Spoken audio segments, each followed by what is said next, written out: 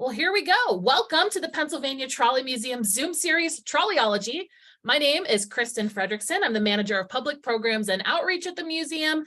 Thank you again for joining us, especially the new people. Hello, hello. This virtual series features programs on Pennsylvania transit history topics, stories of the trolley era, and our collection that you can experience from home, usually on a Tuesday or a Wednesday. And we're going to continue these programs as long as we have presenters. So if you have something you'd like to share about the Pennsylvania or about Pennsylvania transit or the trolley era, cities where our streetcars come from, please reach out and let me know something that fits our museum mission. And if you have a program that doesn't quite fit those guidelines, please reach out anyway. There's a full list of upcoming programs on our website at patrolley.org, which I can share in the chat box in just a couple minutes here. I did get a description of our next program in December today, so I need to add that still. And then I want to extend a very special thank you to those of you who donated for tonight's program while you were registering, or if you've made donations through the year on our website. We really, really appreciate your support of the museum and especially our virtual programs. So I'm going to go through this slide very quickly because I have some new photos to show you guys. But for those of you who might be new, we were established in 1954 as the Art and Electric Railway by a group of trolley enthusiasts called the Pittsburgh Electric Railway Club. And the museum opened a few years later to visitors in 1963 and is actually located along the former interurban route between Pittsburgh and Washington, PA. You'll find, I think, over 50 trolleys and electric railway cars here. About 20 of them operate, and right now we've got about 30,000 visitors per year who take the 4-mile scenic ride at the museum, and we're hoping to increase that with our new visitor center, which I'm going to give you guys a really quick virtual tour of right now. So this is my Zoom background photo right now as well. This is the exterior of our new Welcome and Education Center at night. So it already looks different than this. We put up some Christmas decorations, but that's our new front entrance. Our new address is 1 Electric Way. We had our ribbon cutting for our new building, which is now open. It's so exciting. Last week, November 9th, we invited some elected officials and donors and supporters out. And the night before, on November 8th, we actually had a preview night for our volunteers and members. So on the left there, you can see the ribbon cutting. On the right, you can see our trolley simulator. A family was testing it out, and it is like the perfect marketing photo. So I had to put it in there. Let's see. On the left, you can see a lot of the new artifacts that are hanging up on the wall in our main kind of exhibit area. And that is the side of the trolley simulator there. And we actually got part of that simulator, the structure there, from Shoreline Trolley Museum. So thank you to those folks. So a lot of the signs that you see in the back were formerly in our archives. You couldn't really go see them unless you're one of our volunteers. So we're very excited to be able to show everybody some of the treasures that we have. And you can just see it peeking out in the corner of the photo on the left is a giant Pittsburgh Railways map that we've had for a really long time. It takes up most of the wall over there, so you'll have to come see that. On the right side is our new events room. It's actually 3 rooms, so you can see there's a spot, 2 spots where you can pull out some dividers, but this is how we had it set up for our ribbon cutting this week with about 200 chairs there. And this is what it looks like subdivided. So on the left, we have in the 20th Century Electric Railway Foundation Theater, about 40 seats set up right now with a giant screen there. And then on the right side, one of our most popular things we host at the museum, birthday parties. So we can now host multiple parties at once, all sorts of events. It's very exciting. In fact, this coming weekend, there's a foster care and adoption event at the museum on November 18th. On the left, you can see the marquee, which has those moving lights, chase lights around the screens there. And we've got it set up for some snacks for our members night. And on the right is a really neat artifact, a big clock. It works, and actually 2 artifacts together there, the City-Bound Cars sign. We actually have a blog about that up on our website, patrolley.org. And then let's see. On the left, you can see kind of the history wall, we call it. It's another exhibit room with some roll signs there and some of our members checking out the exhibits. In fact, on the left there, many of you may know Joe Basha. He helped create a lot of the exhibit text and is a very prolific Philadelphia researcher. And then on the right, we have our classroom. Very colorful. The wall on the far right is actually like a giant marker board, so you can draw all over it. And it looks out onto Volunteer Boulevard, so you can see Wexford Station peeking out there. And we've also got these sensory panels, which, you know, people who learn in different styles and they need to touch things, this is great for them. Let me see. Oh, all right. So that's it for now. If you are able to come see us this year, come on down. There's a lot of new things to see at the museum. We are based out of this building now. So I hope you can come see us. If not this year, hopefully next year. We've got Santa Trolley going on the rest of this year, but we'll have our trolley display building open, offering self-guided tours and all sorts of things. It's a very exciting time to be at the Pennsylvania Trolley Museum. All right, so now I would like to introduce today's presenter, George Gula. George grew up in both Philadelphia and Scranton, developing his trolley interests at a young age in Philadelphia. After graduating from Penn State with a degree in business logistics, he spent his entire career working in the transit business, first in Scranton and then in Pittsburgh, where he worked from 1975 until his retirement in 2008. He joined the museum in 1975, and he currently serves as an operator and a conductor. And he also volunteers in the archives, and he gives outreach programs like this one and in person, online. And he has been writing for Trolley Fare, our member newsletter, since 1977. Okay, at the end of the presentation, we will have a question and answer session with George, but the chat box will be open throughout the program. So please feel free to enter questions and comments during the show, and we can read through those at the end. And just to note, this program is being recorded, will be shared on YouTube within the next couple of weeks. It might be a little bit delayed because we got Santa Trolley coming up, but I will get it up. And we're going to keep our microphones muted. We're going to turn off our videos. I will invite you to turn those back on at the end of the program tonight. And just a note about George's slides.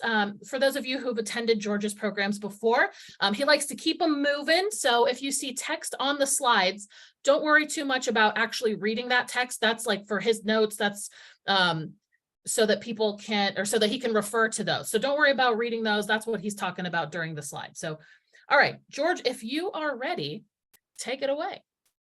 Yeah, let's see. Make sure it all works, right? Let's see. Share and play. Ta-da! Good. Looks good. Well, hi, folks. I'm certainly glad to be back here. And this show is all about the transportation system in Philadelphia from its inception in 1858 until it's folded into SEPTA. This originated last February, actually. I had a call from a college in Doylestown. It was an online college. And they give programs to, you know, people who've retired and want to continue to be educated. And they asked to do something about Philadelphia. And I wound up doing this as a two-parter for them because they needed about 55 minutes with questions. So this will be the entire thing. And of course, we have a lot of contributors here. And some of them are very familiar names. I think my name is in there as well. And a lot of publications, and certainly there's plenty of newspapers, but we're really going to get started. And we're going back all the way to December of 1831. And yeah, Kristen is right. They're also, from my notes, they're also so that somebody coming in behind me, or somebody else that has to do the show, you know, has these notes, but you will get all the information. So please don't worry about it. Anyway, James Boxall was a fellow who began an omnibus service, essentially a stagecoach, along Chestnut Street, roughly between 2nd Street near the river and 16th Street. So it becomes very successful. So successful, in fact, that there's 18 lines running in 1848, and they're employing 600 people. and they're running about 140 coaches. But this is where we all know that real transportation starts, the transportation on the rail system. And that's January 20th, 1858. And you have this line that opens up on 5th and 6th Streets. That's what it's called, the 5th and 6th Streets line. It's built by a railroad. The Philadelphia and Delaware Railroad gets a supplement to its charter through the legislature. And that's back in those days. You wanted to build something, you went to the state legislature. They got the charter in 1857 and opened up the line in January 20th, 1858. Now, there was a lot of opposition. I guess it was going to go too fast and it was going to be too noisy.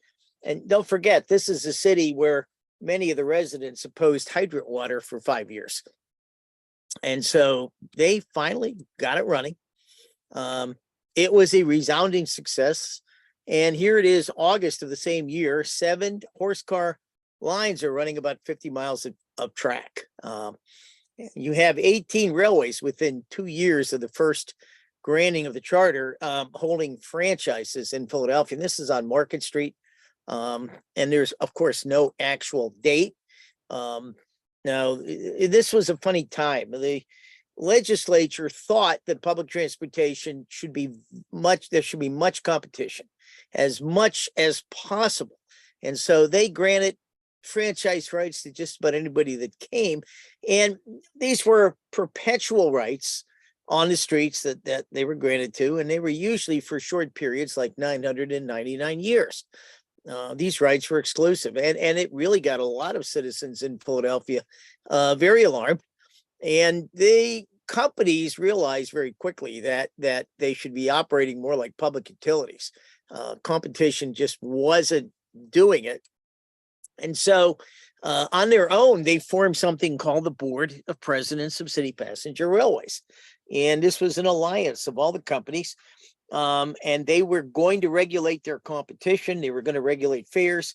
They were going to regulate transfers.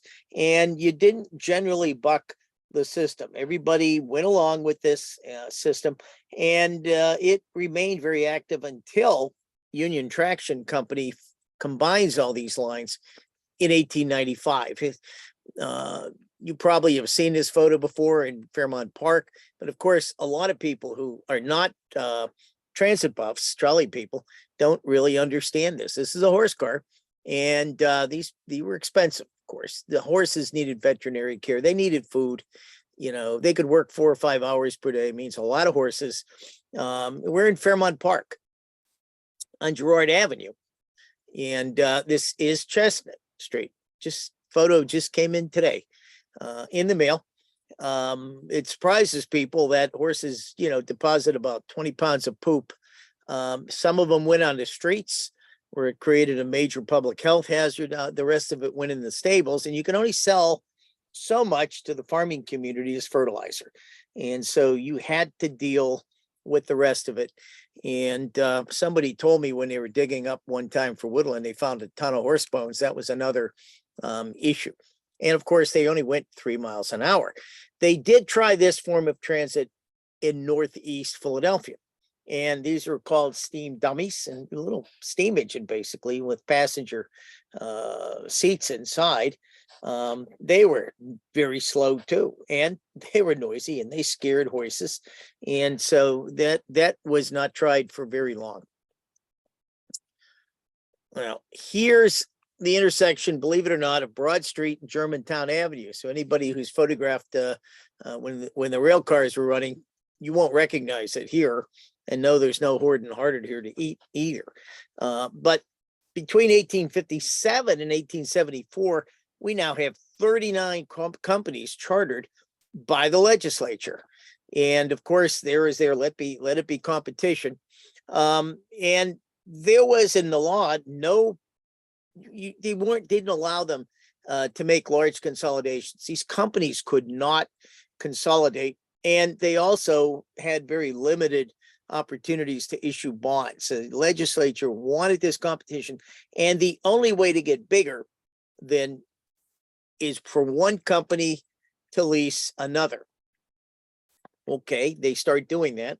And then we have a new state constitution in 1874 that prohibits the legislature from granting any more charters. Of course, there's also no law around until about 1889 allowing first street railways to really incorporate. And so they continue to grow by leasing their companies. And of course, like in Pittsburgh, that's going to create a lot of issues. This is Old York Road. And this was typical gutter running in Philadelphia. They ran on the sides. They did this up in Fox Chase as well. And when you lease these companies, the former owners got to retain all the stock. They also got a fixed rate of return every year, a rental. And that was divided up as a dividend among the shares of the leaser company. The company who was doing the leasing also had to pay taxes and also did all the maintenance. And this was a yearly thing. Didn't matter whether business was good or business was bad. Now, in the 1880s, these three guys are going to show up. And it's a lousy picture on the right. I apologize. It's the only picture I could find of William Henry Kimball. He became a big deal in the silk industry. He became a federal revenue stamp agent. He was a Pennsylvania treasurer for 3 years in the late 1860s, and then became part of Philly's political machine. He was very influential, and he used that influence to establish the Union Passenger Railway Company out in West Philadelphia. The fellow in the center, well-known Peter Errol Brown Widener, he made a fortune in the Civil War, supplying mutton to the Union Army and all around Philadelphia, because the Union Army had a lot of bases, a lot of men stationed in Philadelphia. He earned about $50,000 and invested it in a horse car operation. He would become a Philadelphia politician. By 1871, he was the city treasurer, and he would eventually be considered among the 100th wealthiest Americans. And the fellow over on the left, or the right rather, William Elkins, born in 1832, he was successful in the produce business. He was a pioneer in the oil and refining business, and he got into asphalt production.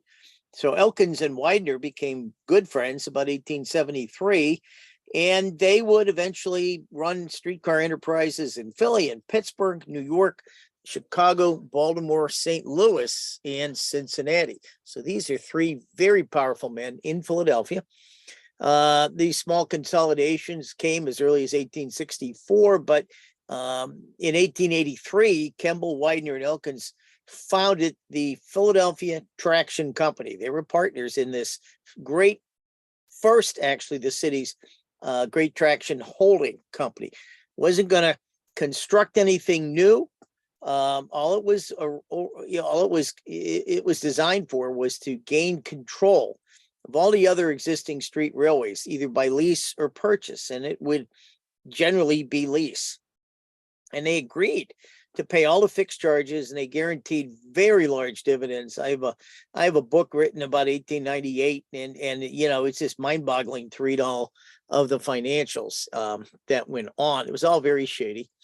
So at the close of 1884, after all of the leasing, Philadelphia Traction represents the consolidated interest of 6 of the original companies that were chartered by the legislature. It also owned a half interest in a 7th. And then by the next year, it controlled 36% of the city railway mileage, carried about the same percentage in passengers. This is over in West Philadelphia, West Philadelphia Passenger Railway. And there was an 1887 act influenced by these three men. And so they reorganized Philadelphia Traction about a year later in 1888. And this act gave I have to read this to remember this, traction motor companies big powers. I mean, they could invest in the purchase of stocks and bonds of any corporation whose works, railway motors, or other property are leased, operated, or constructed by it, could lease the property and franchises of passenger railway companies, which they may desire to operate, and to operate said railways. So they must have had a lot of lawyers involved in this, and they covered all the bases. I still don't know what intersection this is. in downtown Philadelphia. It really got a lot of people mad. This act really got an awful lot of people mad. And of course, the mass protest when the governor just signed it. Then the mayor and the council approved it. And that was all in March of 1887. And there was a meeting where a Wayne McVeigh prophesied that no one, including lawmakers, are going to stop the street railway system from eventually becoming one big system, a single monopoly. Here we are on Market Street, obviously during subway construction. And that is a pay within, one of the 1906 sprills. And these traction companies couldn't build anything. And so they sometimes had to charter their own little railways to build needed extensions that were small. So here's the Beach Street connecting railway. They needed 200 feet of track to get into the Beach Street powerhouse. And, you know, they just added that on. It was just another company that they would lease and would pay money down the pyramid. We're looking through the arches at City Hall along Market Street, and the town is growing, and the horse cars we're still in the horse car era, even though I'm showing you other things. These are cable cars, which of course began successfully operating in San Francisco about 1870. And Widener had taken a look at this and thought, well, maybe we can go faster and farther if we use cable cars. So we're going to have to look at the map. I don't know. Can anybody see my mouse? I don't know, but look at the top. It's tiny, but I can see It's tiny. Yeah, I'm sorry. But up here, you had this little line here, the Union Passenger Railway, opened it up from 33rd Street to 23rd. That was a cable system, and it ran about a month. Then it closed. And Philadelphia Traction would rebuild it, and they would extend it from the park all the way over around and going south to Master Street. Okay, now there was a cable started on Market Street, also by Widener. And it starts over here on the left at Haverford and down 41st to the first space. That's 19th Street. That was a powerhouse. So 41st and Haverford to the powerhouse around 20th Street. And then on June 30th, 1885, they'll open the rest of that line to the Delaware River. Meanwhile, the line on Columbia Avenue closes in September of 1885. Then they build from Sansom Street down here below Market north to Master. Then they reopen it in October of 1886. And then it'll be 2 years before they go further south down to McKean Street. And so this becomes Philadelphia's cable network. Here we are, Broad Street Station. And Widener screwed up. There was a cable trust out there. And if you use the patented stuff, you paid some money to build your system. Widener decided he wasn't going to do that. He used a non-patented technology, and it created a cable operation that was erratic, unreliable. People walked a half mile to another horse car line rather than ride, do the cable. And the cable ends in 1895. There's another cable car, usually a cable car and a trailer.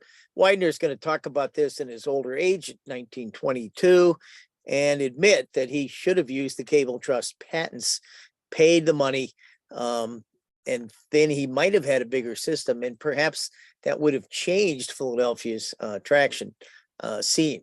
Now, here's where I was born, and then after living in Philly, came back up here, and that's up at the top, and it's Scranton, up in the Anthracite area, the Poconos, and this is November 29th, 1886. It's the test trip with all the politicians, and they make a 4.5-minute run over 5 city blocks using the DAFT system. And that's the line that'll go to Greenridge. That'll operate until 1954, but it really is the first street railway in the country. Now, down on the bottom is the Richmond system. That's going to open up 2 years later in November of 1888.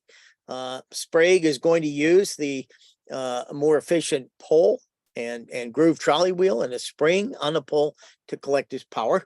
And of course, he's going to be far more popular because he's teamed up somehow with Edison.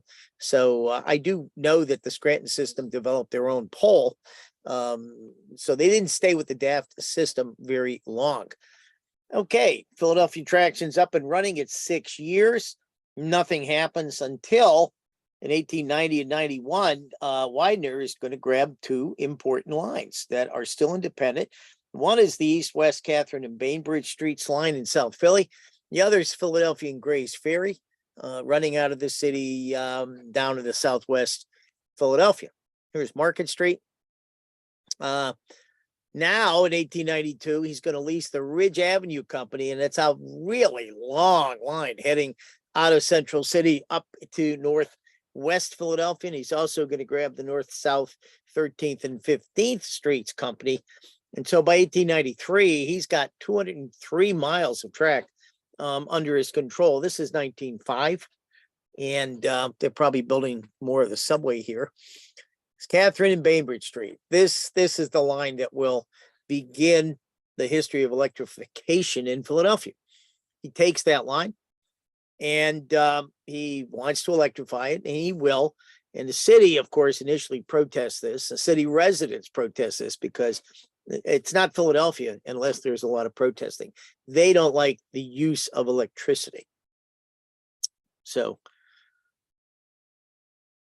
but electricity, the Catherine and Bainbridge lines work, and that causes the creation of two more traction companies in 1893, and they are the Electric Traction Company, which is about 130 miles of a loose combination of passenger railways scattered mostly in the northeast part of the city, and on some north-south lines east of Broad Street. And that's a very weak company, and they have limited finances. And here's a strong company. The second one was People's Traction Company. And it's small. It only has 73 miles of track. However, it controls Girard Avenue from end to end, Germantown Avenue from end to end, and it has the line up on Old York Road as far as Willow Grove. And the company owns Old York Road as well. So it's a very good management. It's very efficient. And Widener looks at this, and they don't like it, but they're really concentrating on the assembly. And these are kind of important because this is going to make everything that they have done illegally legal.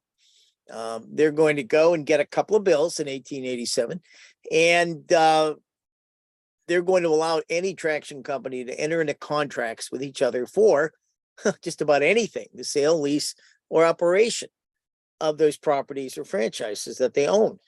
The second law allows passenger railway companies to sell or lease all or part of their property or franchises to the traction companies, and make contracts with traction companies to operate their lines. So those two laws right there make everything that was done, the leasings of the franchises, the granting of franchise privileges, entirely legal. And then, to top it off, a third act will be passed, and it'll authorize traction or railway companies that own, lease, control, or operate different lines to operate the lines as a general system, i.e. one system, and to lay out any new routes over the streets that they occupy. And here's Girard Avenue. So I don't know where on Girard Avenue, but it's probably near Frankfurt, Girard near Frankfurt. The companies continue to acquire other lines through leasing, and they're leasing under the guaranteed dividend. So by 1895, almost all but one of the original railways is attached to one of the three traction companies. And I'm not even going to read all this, but this is, coming out of the top here, the Electric and People's are all combined into Philadelphia Traction. And they have a capital stock of 30 million. This happens in September, the fall of 1895. And Union's kind of crafty, and they buy out the leases of all the other three companies. They purchase the stock that originally sold for $11.30 at 76 a share. And it will get worse. because these original companies hold the perpetual franchises and they could exact this huge payment. And of course, the company acquires Union Traction, I believe, acquires the obligation to pay all the carrying charges of all the underlying companies. So right away, they're in debt for $7,471,000 before they have money to do anything else. They guaranteed 8% dividends, which nobody ever really got. Union only lasted until 1902. And just to give you an idea, there's a map of all the black lines that pretty much show you what the traction companies were.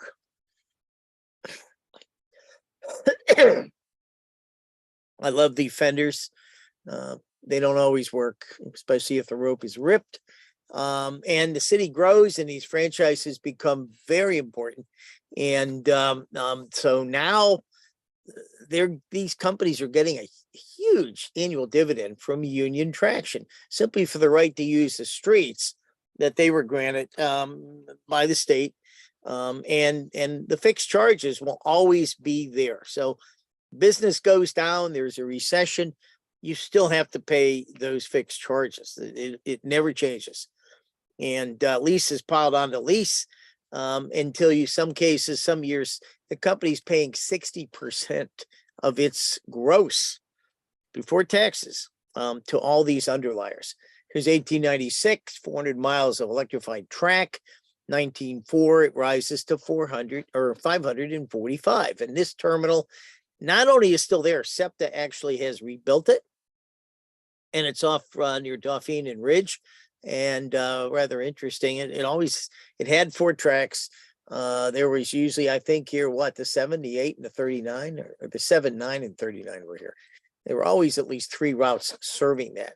Now, 1896, middle of June, 10,210,000 change in fixed charges on the indebtedness, and then you have licenses and you have taxes that are also paid 800,000. So the fixed charges and taxes left about 40% for any operating expenses, and they don't buy new equipment. This is Old York Road again,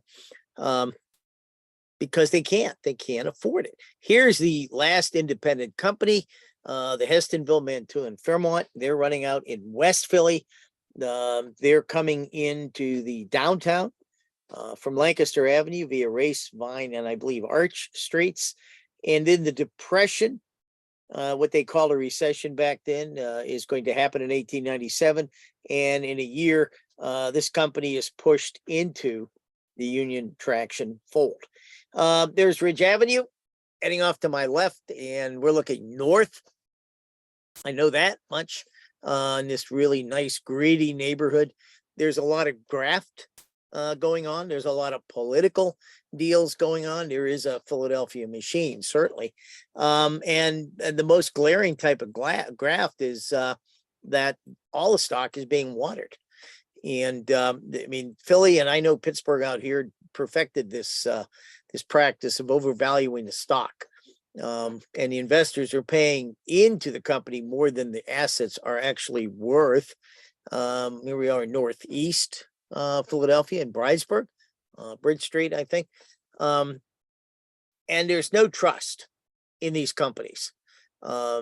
Everybody believes that management, the stockholders, insiders, in quotes, and in a lot of the state and local politicians all make enormous profits, and they refer to them as unholy profits. And of course, they're using the valuable assets of the city. They're using the street, and the city's not getting anything from it.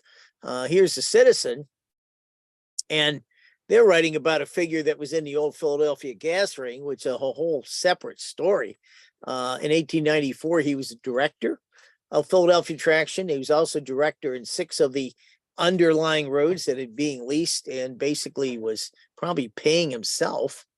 There was another politician, and they did not mention his name, but he was a director of a traction company, and 4 of the lines operated by it.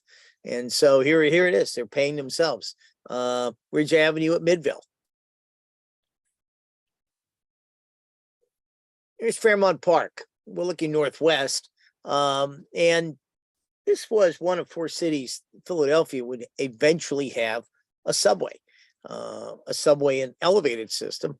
And between 1870 and 1910, New York, Chicago,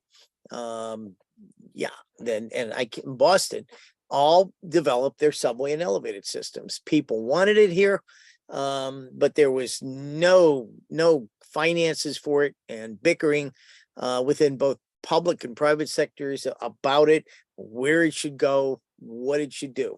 That's the Girard Avenue Bridge.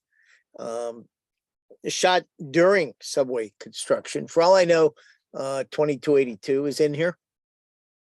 And, it had been proposed to build an elevated line downtown. That didn't fly. People did not want it. And the underground of Philadelphia, think about, it's an old city. Nobody really knows what is under there. What are we going to uncover? None of it was really mapped. There's why the gauge was 5'2.5", because obviously Sears was selling wagons of that gauge. And so Philadelphia asked for that gauge. Had nothing to do with the Pennsylvania Railroad. Well, nobody could get these resources to try to get it out. So Widener and Elkins, they just decide, look, let's make a lot of money running our streetcar system. This is 1898. We can do it. Really, it's getting harder. This is 8th Street, I believe, Market Street. You can see the cars, the double truck cars passing it. And so look at the stats. 1 hour, 5 to 6, evening rush, 391 cars passing on Market Street. 126 eastbound, 166 westbound. Northbound on 8th Street, you have another 99 cars. So roughly every 9 seconds, a streetcar is passing. That doesn't include early automobiles, doesn't include wagons. And look at all the people scurrying around. Well, this showed up, and couldn't find a picture for it. But I know Senator Matthew Stanu Quay, because I have done a show on the subway, the simple subway system in Philadelphia. And this gentleman is from Beaver County, and he basically our state's Republican boss. And Widener and Elkins head off to Europe, and this guy is having a fight with those two. So he gets 2 bills in Harrisburg passed, and they were vengeance bills, really. They provided for the incorporation of elevated and underground railway companies and a whole lot of surface lines. And the new companies were going to be able to use the existing tracks. They violate all the rules that the legislator has. They're still rammed through the houses. They're signed by the governor, and then city council and the mayor grant all these franchises, and it happens very quickly. 13 companies are included in this, and 5 of them are elevated lines, such as going over Ridge Avenue, Germantown Avenue, Woodland Avenue. There's a subway involved, 7 rapid transit lines that are supposed to be surface operations, and the whole thing is almost 300 miles of track, and it's supposed to operate on every street in Philadelphia. I mean, some of them, it's 26 feet or less wide. You can't even get a streetcar on them. All the incorporators of these companies are the same people. John Mack, Michael Murphy, Clarence Wolfe, that we'll see later, and Joseph Mack. So Dr. Cox, Harold Cox, called this the Mack Combine. And what this did was destroy Union's credit. Everybody's looking at this. Why invest? Is going to destroy us. Why invest in a company that might be destroyed? So they couldn't extend anymore. They went to court to try to fight this, and they were stymied in the court. So what they had to wind up doing was purchase all of those charters in 1902. To do that, they create a brand new company, the Philadelphia Rapid Transit Company. Here's PRT, and it acquires the franchises and leases of Union Traction.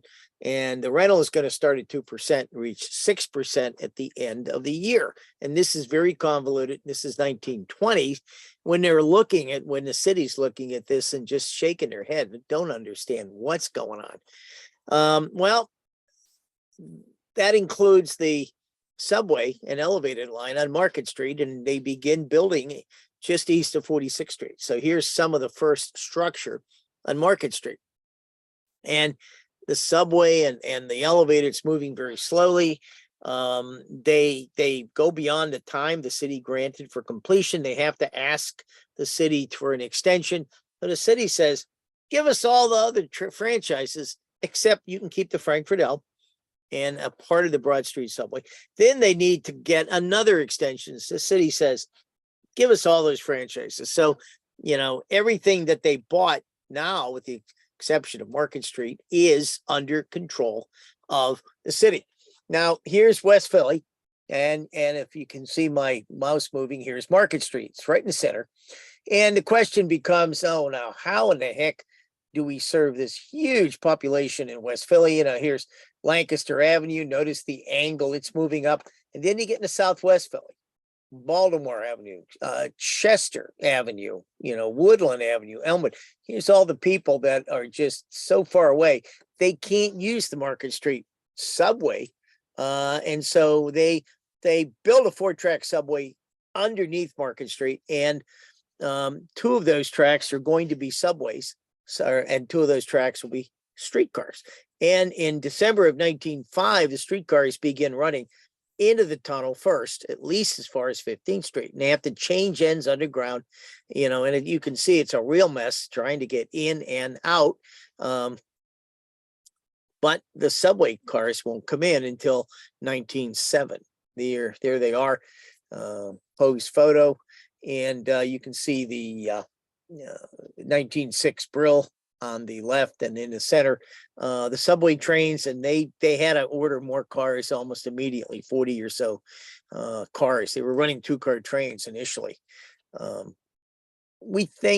think this is down on Grays Ferry Avenue. There is no documentation of this, but all these companies now have contributed, for the most part, these small cars, and they're in various conditions. People's kept them in very good condition. The electric traction stuff was junk. But here again, 1999, the company has gross receipts of somewhat under 12 million, and they pay out about half of that, 5,635,000 in fixed charges. So they obviously can't buy new equipment, and it becomes a very obsolete, mostly single truck fleet very quickly, and the increased ridership, it can't cope with it. Here's a stat from 1896 to 99, ridership goes up 17%. They only buy 50 small cars. And we're looking on 3rd Street at Market. Here we are under the L, about 30th, 32nd Street. No one, PRT or Union, was able to provide any real kind of money. So here we are in 1901. Traffic's up by 37%, and they only get about 5% in additional cars. And the biggest ones, these Brills, are about 28 feet long. So not very, very big. That's typical. 1912. In 1912, before roughly about the time Mitten shows up, 1911, 1912, most of their fleet's intact. And even cars that were taken out of passenger service have become utility cars. So 2,686 cars were acquired between 1892 and 1911, and 2,548 were still on the property. Here's a pay within, which really became the first of Philadelphia standard car. That's the 1906 Brill standard configuration. And it's a huge fleet of 772 cars. They're all 28 feet long. They have tiny platforms and really inadequate. This guy's turning north from Locust Street onto 9th. It's really inadequate platforms, tiny cars. So now comes the pay-as-you-enter car craze. Pay-as-you-enter cars, of course, had very large platforms. Montreal, I know, and Chicago had them. And the newspapers, of course, continued to badger the company. They badgered the company on a lot of things, but now they started badgering them on getting pay withins. And of course, the company can't get them. So they're going to modify, a car. And here's how they do it. Notice the conductor just inside the car, in the door with his control. He's up at Willow Grove. That's a better shot of it. So what they do is install folding steps. Harold Cox thought that this might be the first application of folding steps on a streetcar anywhere. They put the conductor right inside. Now that takes them off the platform, and the platform becomes a much bigger place. There's a step for people to easily get up. And now the whole platform is free to hold all the unpaid passengers that are loading in. And so they decided, well, this works. We don't have to lengthen the cars like they did in Montreal. We don't have to put on new platforms. Brill had offered to do that at a price that was just unacceptable to PRT. Now, German American League writes about horrible riding conditions. This was that period of time, the early 20th century. And of course, they used wonderful words: inhumane, beastly, overcrowded. But there were a lot of complaints. Cars were poorly ventilated. The lighting was terrible. And they had either very inadequate amounts of heat or generally no heat at all. Here's what you rode on. These were very hard seats. You could stare at each other. And what they used to do, and what they were still doing in many cases, was dragging in enough hay to cover your legs up to your knee. And that was to keep you warm, except when everybody hauled in the snow and the muck from outside, it didn't really work very well. And I stole this from Harold Cox, who apparently stole it from a newspaper. And it just talks about the conditions of how slow the cars were, how cold the cars were, and I really thought this was funny. They decided to address the heat issue in 1903. And then they find out, well, we're making our own power. We don't have enough. We need a bigger powerhouse. We need more powerhouse. Because they're getting the double truck cars in at the same time.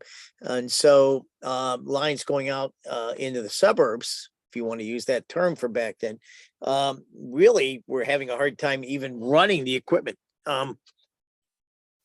So they didn't have enough power in 1903. Westinghouse was contracted to deliver new machinery. That didn't come in 1904. They were having a strike, I think, for a while.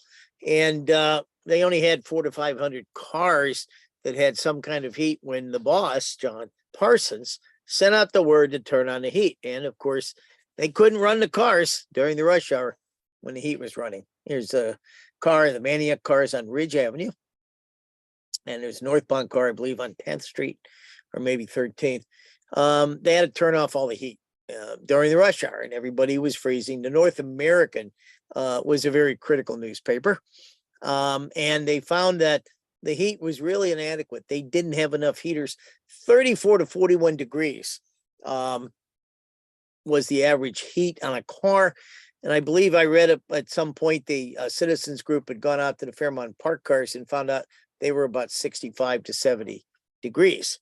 1905, Parsons again promises there'll be heat. Doesn't happen.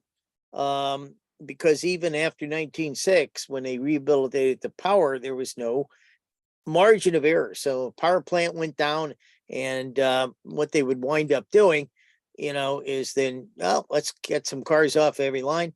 Let's shut off the heat. This is the Delaware power station, Delaware Avenue, in December. I'm sorry, it's along Delaware Avenue in the Delaware River. It's Pier 41. It's around Beach Street.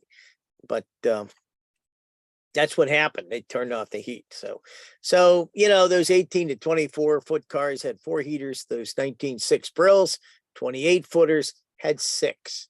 These sides are going to show up in 1912 and 13 with 24 heaters. And here's the Reading Terminal up there on your right. We don't do this at the Pennsylvania Trolley Museum. I certainly hope not. Very inadequate fleet of cars, always tiny, people just riding anywhere. It looks like the crew on that car is just, we can't collect the fares. It was just impossible to collect the fares. And it was this kind of riding was very dangerous. there's the working conditions for the operator, and you can only say they were miserable, the whole crew. In the early days, they didn't even have a windshield. Their days could be up to 16 hours. They mostly stood.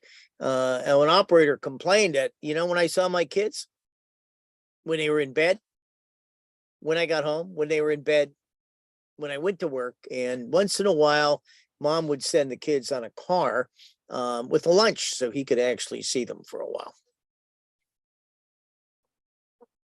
This little device is called the motorman's friend. There really was nowhere to go. There was actually no real break at the end of the line. So everybody bought these. I hate to be mom having to try to clean it. But these were all worn by just about everybody, and they're advertised in the various traction magazines if anybody wants to take a look. So operators would become, and conductors certainly too, would become a real tough lot. With besides those environmental conditions, they dealt with drunks, they dealt with rowdies, they even fought with off and on duty police officers who demanded free rides.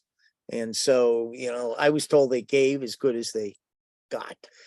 Now, this is a PRT photo. We might have it in our archives. This was from Dr. Cox's collection. I got it from. Notice the scoreboard up on the left. It's a big game. Philadelphia and Pittsburgh are playing, and everybody wants to watch. And so even in the devil strip, they're standing in that narrow devil strip. And this was the danger of a time when we couldn't manage our urban traffic. We really hadn't tried to manage the ever increasing amounts of traffic on the street. And it was dangerous. Trolleys coming up behind a horse and wagon, very slow moving. And of course, accidents were common between these two vehicles since 1909. Deliveries of coal and other materials tended to block the cars. PRT, and we'll talk about, came up with its own slow schedules. That's a freight car. They're hauling garbage or coal, either one. They had a fleet for both. And of course, they also blocked the streetcars, the passenger cars. In this case, the wagons blocking the coal. Fires would occur in a city that goes back to colonial days, and they did have to come up with a way to keep the cars moving. And where possible, they used these hose jumpers. When they would attach them to the track, and they could run hoses underneath. You can see this demonstrated in what I believe is Luzerne Depot. They can run a lot of hoses under there. That way they could try to keep services running. Now, safety was a big issue. It showed up in all the newspapers. You can see this from the Inquirer of 1894 and their opinion of the streetcars, because the streets were basically, inhabited by working class people. The streets were the providence of working class people. They let their kids run loose. They had meetings on the street. And as long as the horse cars were operating, that wasn't really very dangerous. They weren't any much different than the horses and wagons. Get the electric cars out there, and all of a sudden, it's a little more dangerous. So they come up with ways to try to protect the people. One of them is that fender that you can see right in the middle. And it's a homemade thing. It's pipe with a rope suspended on it. And it's hoping it'll catch people. Maybe not, because if you'll look at that picture on the upper right, it doesn't work too well when a rope is rotten and there's holes. There's holes in it. There's another shot on the lower left to show you that lifeguard, if you fall in front of it, you may go underneath that fender. So at some point, the lifeguard is introduced, the HB lifeguard, 1910 or 11. You can see the swinging gate on that car over in Girard Avenue, probably about 26th Street. And it was supposed to have a tray underneath. When that gate was pushed back by, let's say, an obstacle, a person that fell, the tray is going to come down. The people in the city immediately decided, no, this is no good. Again, Philadelphia's obstinate committee comes up. They want public tests. About 200 people come up with different ideas. The committee of experts takes a look at this and in a couple hours reduces everything to about 3 ideas, and they decide to get the HB lifeguard anyway after all of that. And here's pictures of the lifeguard with the near sides, and you get to see a little bit. You guys know what it looks like. Non-trolley people wouldn't. So there's the gate and there's the lifeguard. The company didn't seem to like having either catchers or retrievers, and they tended to use that rope would tend to dangle. They might tie it to the windshield, but a lot of times it dangled on the street. It caught people who were walking. It caught people going off and on. So more accidents here. And then, of course, the kids riding, dealing with people. The kids would steal rides. This looks like it's posed because the conductor doesn't seem to care. But this was typical. This typically happened, and it created a lot of safety issues. Certainly money that had to be paid out. A newspaper article shows you what happens with small kids just crushed by streetcars. They use all the right words, I guess, in those days. But people just hated the company for its safety record. PRT would establish a safety program under Mitten, and they're showing operators some of the dangers. Here's somebody riding his bike and hanging on, somebody else just hanging on to the retriever in the back. Parks would start up, and this was Chestnut Hill Park. That was up in Erdenheim. So if you guys know where Route 23 terminated, a little farther up. It was just outside Philadelphia, not within it. And it was established by something called the Chestnut Hill Casino Company. They bought just 25 acres of land and established an amusement park there. And there's some scenes we've probably all seen. There's the carousel. The Lehigh Valley Transit would come down into this park. PRT would go up, and it was a general city fare of a nickel to get there. Willow Grove at that time was there. Nice park, 30 cents to get up there. And so most people came up to this park. It would eventually be called White City. And it's really along the Bethlehem Pike and Montgomery and Hillcrest Avenues. The Inquirer apparently really loves it. And this is, of course, language that was used in those days, veritable fairyland. 50,000 fragrant plants, toboggan, a carousel. Wow, I think there's a roller coaster in the back. And you could ride on a trained baby elephant. So, that was really big deal for people who came from the neighborhoods, nothing but row homes and factory. Now, the normal people like that, the upper class, the elite that inhabited Chestnut Hill really hated the idea of these terrible low-class people who were coming up to the park, coming through their neighborhood, destroying the value of their homes. And so these guys took action. In February 1912, several wealthy people, 5, I think, bought the park for $500,000 and shut it down and demolished it. And I think right now there's a lake there, and that's about all there is. Now, Willow Grove. Philadelphia Traction had a line to Willow Grove. They opened it up in Memorial Day of 1895. They carried 10,000 people up there and found out there was nothing to do except go to the Mineral Springs Hotel. And I can't pronounce his name, Charles Ehrenfund, decided, he would create a park. That first day he sold popcorn, he sold ice cream, sold lemonade to these people, and would create a park for people, something for them to do. And of course, you could buy a nice elaborate meal if you had the money in the hotel. So Peoples bought 2 farms, basically across the street, and built Willow Grove. And that opened in 1896. And it would carry 1 million people in its first season. Willow Grove would operate until 1958, I believe. Would become one of the premier amusement parks in the country. Of course, a place like Disneyland would wind up eclipsing it in the early 50s.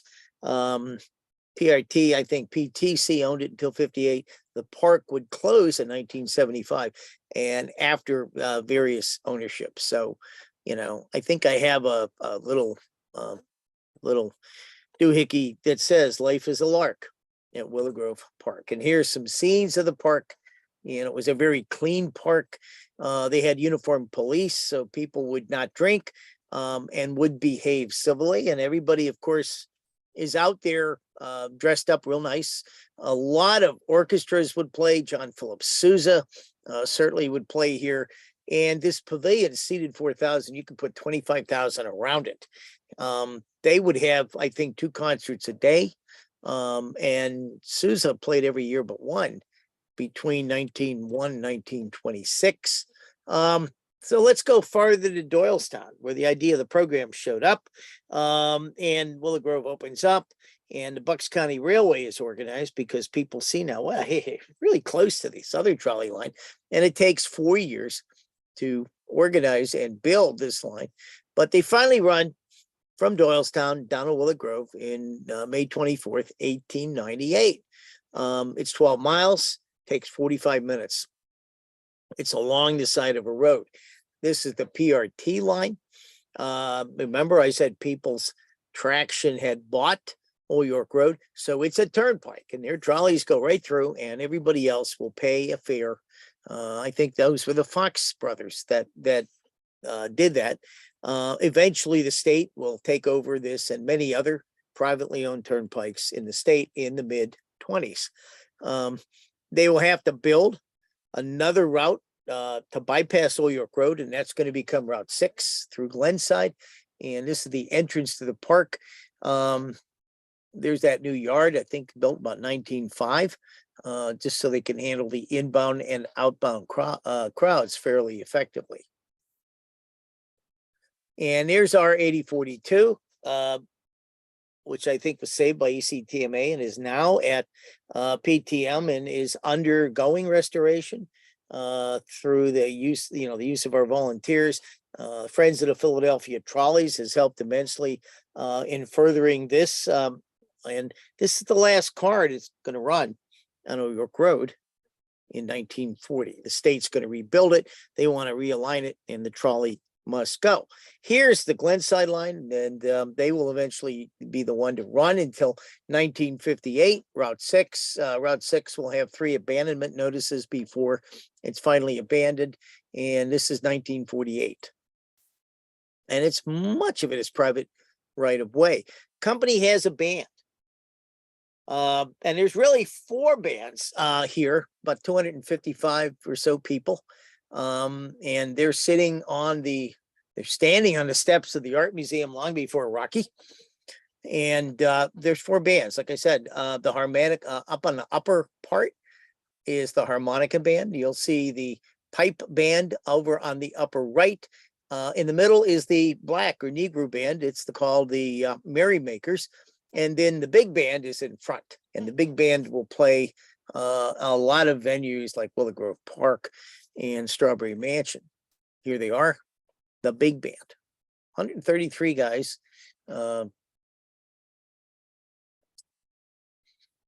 They played at the Sesquicentennial. The employees, well, a lot of them are neighborhood residents, and so when they formed their baseball teams and played other car houses or the maintenance groups in the neighborhood, all came out. They actually published schedules showing the different teams, the different depots playing each other. And there was another craze that lasted about 1.5 years, and that was called the party car. And there were 4 cars with hundreds and hundreds of lights. Various colored lights were built. They were open cars. The Monitor was one. I know the Defender was one, maybe the Trilby. And then they had other open cars that were just decorated cars, and they could be chartered by people who totally disturbed the peace and quiet of the neighborhood. People couldn't sleep. You were allowed to throw fireworks off the car, noise, music. That was really a nasty year for a lot of residents. So the city did do something about that. In 1896, the party car craze ended, probably because these restrictions they banned liquor on the car. They banned fireworks on the car. You couldn't sing when passing a hospital, and you couldn't sing at all after 11 p.m. Of course, Pittsburgh had mail cars, and so did Philadelphia. And Peoples had begun carrying the mail under contract in 1895. Their route went from Chestnut Hill to South Philly, and they had a regular operation beginning in June of 1895. And initially, they only delivered mail to the stations. Later, they would wind up having cars where you could break the mail down as the car was moving along. And PRT had a rather large mail service. Here's some vehicles, horse-drawn vehicles, loading mail into the cars on Market Street at 9th, where the main post office was located. Here's the interior. I'm sure not all, but many of you might have seen this. And their PRT crew is running the car, but these are postal employees who are sorting the mail on the car. And so as the car gets to various post offices, then the bags of mail can be picked up and dropped off. And the company's going to build some bigger cars in 1911 or so. And 4 years later, they want more money. And at the same time, the post office is losing money. So the contract goes away, and a lot of the smaller mail cars disappear. But M1 was one of the bigger cars that lasted for years as a maintenance car. Okay, freight. And 1907, the legislature the railroads fought the legislature and lost. And trolleys would be able to carry freight. So the PRT goes into the freight business in 1908. They put one milk car, from Doylestown to North Philly, and they carry 50 cans. It will become a much bigger operation. Here's on the Doylestown line, Easton Pike. Little freight stations are put here, so you can stop and pick up or drop off freight at these little stations. And you can bring your wagon full of stuff to drop off and pick up. And initially, farmers brought a lot of produce in as they bought trucks in the late years of World War I, 1920. The freight kind of went in the other direction. It would go from downtown department stores, for example, to the smaller stores where you could pick up your order. And about 10% of the freight is running in is consisting of products, of agricultural products, by about 1920. I remember seeing this building, the L's coming out, and that's a freight house built on Delaware Avenue. It was downtown. Probably not the most convenient location, but hey, we got the property. It's right over the elevated. And so there was still tracks in there when I-95 was put in, and they tore down that section of L. The Lehigh Valley Transit came into White City. We had said that. And they offloaded freight between PRT cars and their own cars. Gauge was different, of course, so they could run the city. The Reading cars also made interchange up at the Bethlehem Pike. Here's the terminal. There weren't many terminals at all in town, so the city wanted all the farmers markets served. There were about 40 of them, and the profits are marginal. And I mean, here it is, 1911, $50,000. Okay, 1920.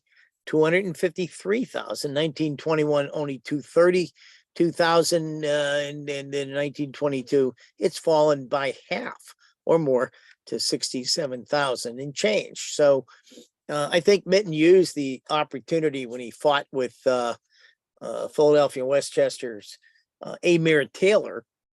They fought over some things, and whatever they were, Mitten didn't like them, and they ended the freight agreement with the Red Arrow in April of 1921. And then he cancels all the other interchange agreements in October. So with the Lehigh Valley and with the Reading. And then he ends his own freight service in June 1, 1922. How else do companies make money? There's Clarence Wolf, Wolf Brothers. He's a financial advisor to the mayor. He's a stockholder in PRT. He's a director in PRT, and he buys a whole bunch of land at 9th near Torresdale Boulevard. That becomes Roosevelt Boulevard. And the land, in most cases, like much land, is below grade. In some cases, 40 or 50 feet below grade. Meanwhile, something else is going on. Edwin Barr, who would become a state senator, gets a contract for hauling ashes and rubbish from Central City. He's got property in South Philly. He's trying to fill it, so he uses the garbage. In 1907, two other employees of Clarence Wolf then, and they're working for the city, gained legislation, and they say, well, rubbish and ashes have to be hauled by trolley. And that gets PRT into the rubbish business.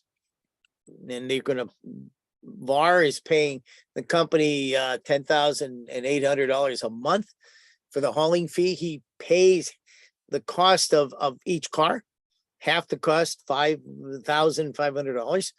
And where does the dump? Well, the dump just happens to be the Wolf Brothers land. Amazing. Up on Roosevelt Boulevard. They would dump the garbage up there, and the garbage would catch fire frequently. We don't know how. And the fire department would have to come up. It would douse the blaze.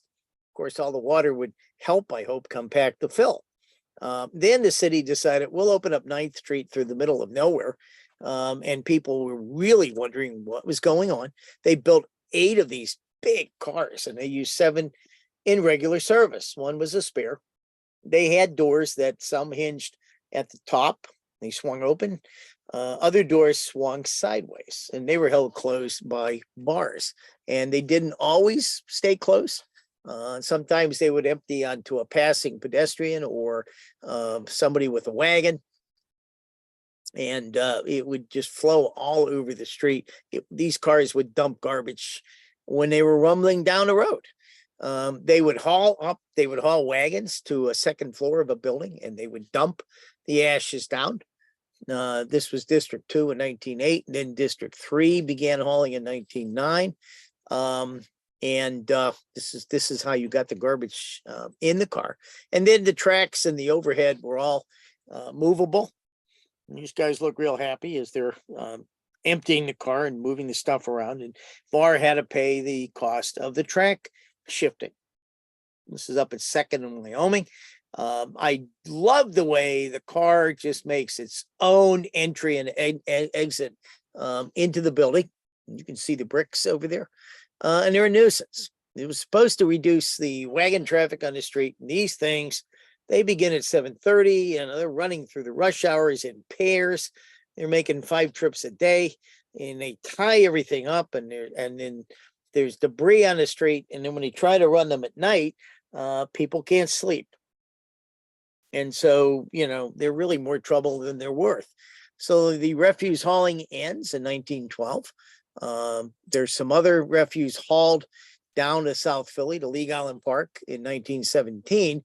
For the most cases, these cars will be scrapped, but not all. There's a few that are made into double truck work cars. Here's the construction of Calla Depot.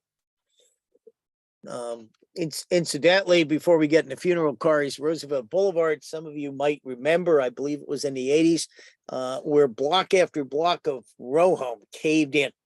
And nobody could understand what the hell happened, except when I saw the map in the Philadelphia Inquirer, I knew that was where they dumped the garbage.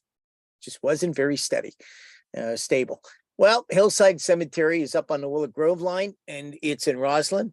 And they have a huge cemetery, and so they contract with the company for a funeral car, which the company builds. And it would be used not only by Hillside Cemetery. Dr. Cox assumes it was used by almost every other cemetery in the city based on records that he had. You can see the inside, a place for the mourners, a place opposite the casket beer for the 6 pallbearers. There's where you put the casket. And if they didn't have enough pallbearers, the motormen were dressed in black. They had skull caps, which they wore during that scene. 1898, there was a strike. Guys just wanted a 12-hour day. Can you imagine people doing that today? 1895, however, there were issues of pay. Union recognition was cropping in, pay and hours. And in 1909, it was a big strike. Again, pay, hours. recognizing the union, and the motormen and conductors were tired of buying their uniforms from the same place. They wanted to buy their uniforms on the open market. The people get involved in this. There's violent rioting, really up in Frankfort and Kensington, particularly in the Northeast. And a state senator, James McNichol, and Mayor Rayburn are going to urge the PRT to settle, and they're going to reach agreement in June 2nd. And the operators, they are going to be able to buy from at least 5 different clothiers, and they do agree to recognize the union. The company sets a workday at 10 hours, and they raise the wage a whopping penny to 22 cents per hour. However, the union reneges on the agreement to establish a replacement union. A company, they don't want to meet with the amalgamated, and they keep, giving choice jobs to certain members of the union. Okay, so another strike happens.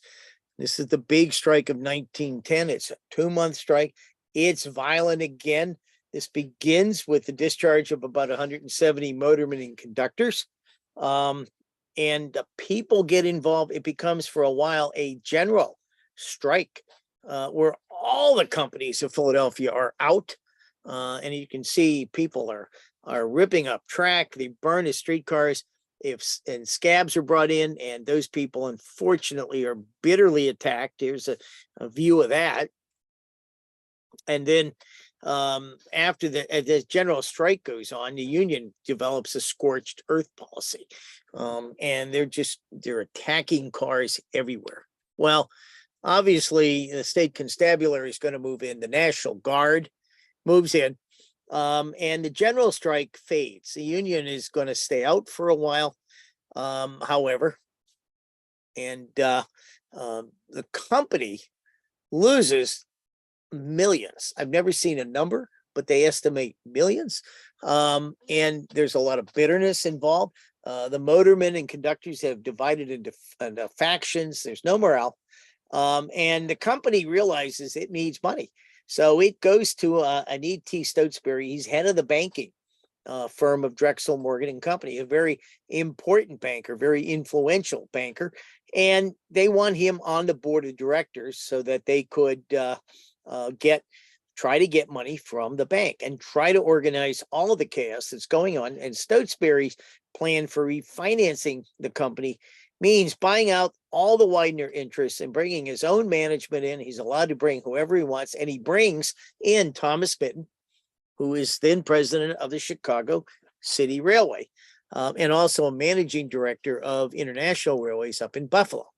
Mitten's an efficiency expert, and one of the first things he realizes is a lot of junk here has to go.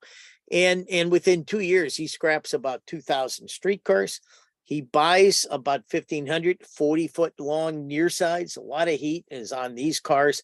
The first 50, the experience they get with the first 50 will become the basis for all the alterations made on the near side cars. You can see the look at the mouse ears on top of that car, and the ventilation was originally on the bottom of the car, which probably didn't really smell very good in a town, the air coming from the streets where horses are still the primary means of locomotion. So they put more of the scoops on the top with the newer cars. Okay. Operator placement. The original conductor was placed right behind the operator. There was too much conversation. The company thought there would be. So then they moved the conductor, you can see, away from the operator. It's a muzzle loader. You get on and you get off in front. Labor issues. Mitten really, his thing is, I don't want to have a union like the amalgamated here. I want to keep these guys happy. So he introduces something called the cooperative plan, and he will deal with the union directly. He says the base wage is going to be 22% of our gross receipts, and it'll be the basis for any future wage scale. And obviously he tells the guys, hey, the more people we carry, the better you're going to do. The understanding is they're going to share with the owners any of the gains. And so he's going to try to get more efficient operation and better equipment. Of course, when you're behind one of these things, I don't know how efficient you can get. They establish grievance committees. Those committees are elected by the men themselves, are not appointed by the company. And all of this really is starting a company union to get rid of, the threat of the amalgamated. Now, we talked about the kids and all the kids were, it's just terrible. This is the chaos around a streetcar before Mitten introduces a school safety program and sponsors the safety patrol, the patrol guards. I was one, maybe some of you were. And the chaos you can see is quickly eliminated. You can see that in the pictures, okay? The Frankfurt Elevated. The city is going to undertake this. And they're going to link it with the Market Street, and here's construction northeast. Trolleys are running underneath here, and I believe this is Frankfurt Avenue. It was completed at somewhere between 15 and $16 million. It was opened in November of 1922, and after a lot of negotiating, PRT got the lease to run the system. And there's Torresdale Station in the background. Right coming out of Frankfurt, there's an unsettled area to the northwest, and the city wants to open that up. And they want to get people to live there. What we're going to do is buy a couple of Barneys, I believe 5, and they're going to build a trolley line up to Bustleton, the area called Bustleton, up around Lott Street. And the business really soared, and these cars are too small. And so they substitute the cars you see on the bottom. That's that could even be 5326 for all I know. That's on Shelton Avenue at the end of the 52 at New York Road. Downtown, Chestnut Street, 1923. They're going to buy more cars. They're going to buy 385 of the 8000s and the 5200s. And they're going to buy over 50 work cars. It's a huge order. And this is Chestnut Street, and we're looking west from South 6. And this shows up. The first trackless trolley, that was 1923. And it's an experiment, and it's down Oregon Avenue. You can see there's not a whole lot down on Oregon Avenue. Certainly, it's very expensive to lay a trolley line there, but an electric bus would work, and they'll serve the industries along Delaware Avenue and any of the resident areas. So that's the original trackless trolley in Philadelphia. Swanson Street at Oregon Avenue. They're going to establish Philadelphia Rural Transit. It's a bus operation in the spring of 1925, and they're going to get 200 gas electric buses from Yellow Coach. Some of these are the double enders or double deckers. I apologize for that. They're going to provide service along Roosevelt Boulevard. And they're going out into rural areas. They're not very built up, can't support streetcar service, can't even support the wires, trackless trolleys. And then, of course, there are people now that don't want any tracks or wires. So here's the end of 1926. It's a fully rounded system of coordinated transit. They have the trolleys, we have the buses, we have the elevated. That's I believe a Broad Street car that's going to open up. We'll talk about that. 600 miles of track, 39 miles of elevated subway track, 362 buses. And believe it or not, they're not just running in the city. They're going to New York, Atlantic City, Baltimore, and Washington, D.C. They have these interurban buses, and it's run by the People's Rapid Transit. That's 1925 when it shows up. And it's going to run these interurban buses, first from Philly to New York, then down to Washington, D.C. And they'll go to Atlantic City once the Ben Franklin Bridge is open. Then Mitten wants more, and he will buy 4 taxi cab companies. I think there's Yellow Cab, Quaker, Cunningham, and Diamond. They're going to run over 1,100 taxis under the PRT auspices. And then there's this. What transit company runs an airline? So the Sesquicentennial showed up in 1926. And one of the few bright spots of that, there was a real mess. The Sesquicentennial is a terrible mess. It was open when it wasn't even finished. People were walking in the mud. But Mitten wanted to run this airline between Philly and Washington, and he did. And then it was extended in October to Norfolk. So July to DC, and then in October to Norfolk. And they went from 2 to 3 trips a day. They used these planes here. And they ended at the close of the centennial. So they lost money. The fares were $15 one way and 25 round trip. And the expenses were $169,000. They took in $42,200 in fares and $4,400 by carrying the mail. So they lost, and you could say the transit riders lost, because they probably funded this, $118,400. Now, 1926 is a pivotal year. That's the year ridership is going downhill. Companies become unstable. Stotesbury and Mitten had a fight in the early 20s, and they parted ways. And with that was a lot of the financing that PRT was getting from the banking industry. So they start selling assets. They're going to sell the bus operation to the Pennsylvania Railroad around 1928, even though they remain under Mitten management. Mitten by now has a company that manages these things and collects a fee from the city. The Pennsylvania Rapid Transit Company, which is what it becomes, sold to the Public Service Coordinator of New Jersey in 1929.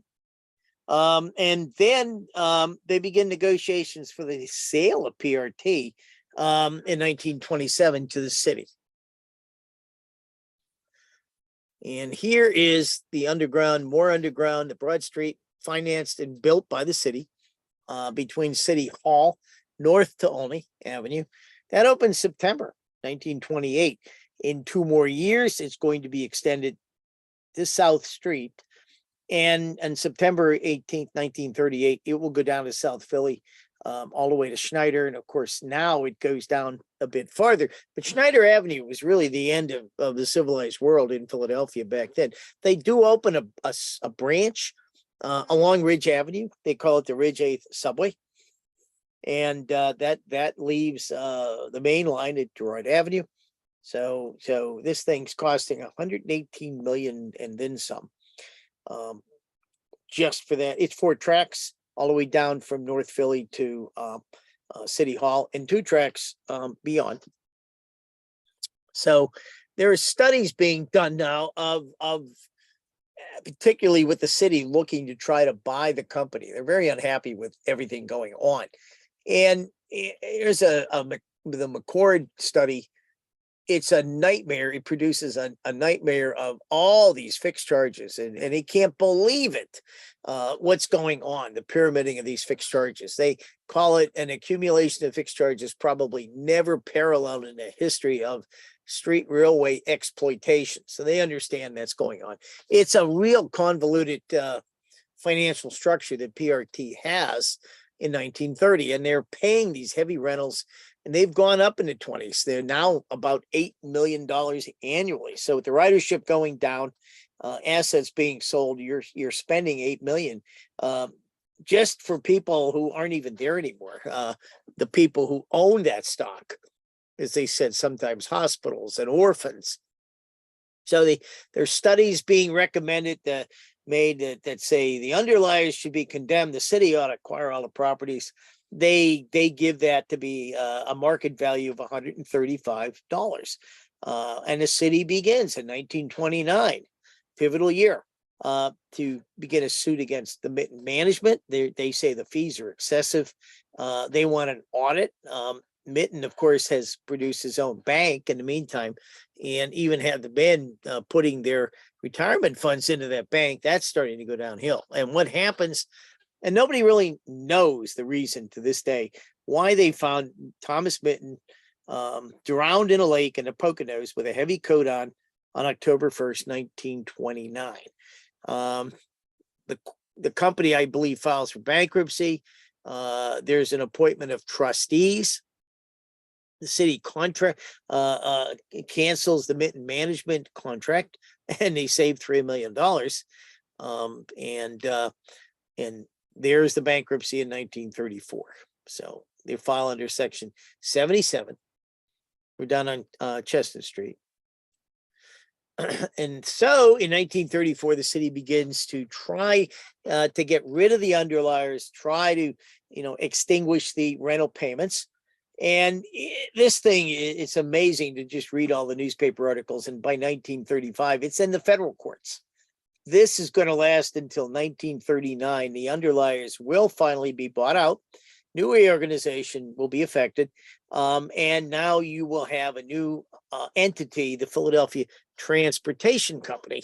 And they're getting permission to buy a bunch of buses. And these 20 new PCC cars will show up in 1938. And I'm sure that's me telling my dad, hey, I want to ride the streetcar. And you know what my dad said? Get in a car. This company orders 130 new streamlined cars. It'll order 50 trolley buses, 53 buses very quickly.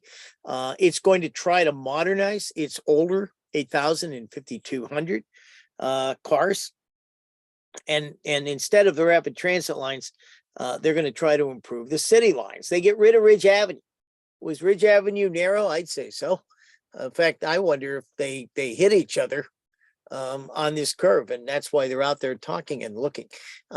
It's a hard line to operate. It's sometimes only 4 and 5 inch clearance between the cars, and they got rid of it. And what did they do? They replaced it with trackless trolleys. And Ridge Avenue, of course, was becoming much busier, and the trackless trolleys could get around a lot of the traffic. So this is an early trackless trolley in 1941.